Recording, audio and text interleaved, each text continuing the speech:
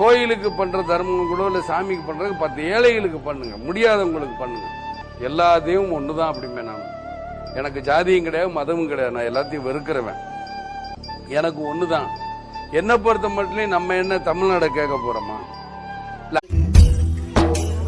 தெளுகொட்டி வலி கூட கொஞ்சம் நேரம் இருக்கும். தோழன் சொன்ன வார்த்தை இது வாழும் வர வலிக்கும். போதி மரத்தை போல புத்தன் நினைச்ச மரம் போலி மரமாய் ஆனதென்னு 10 தலைமுறைக்கு காவல் காப்பவரும் காவல் நிலையம் போனதென்னு.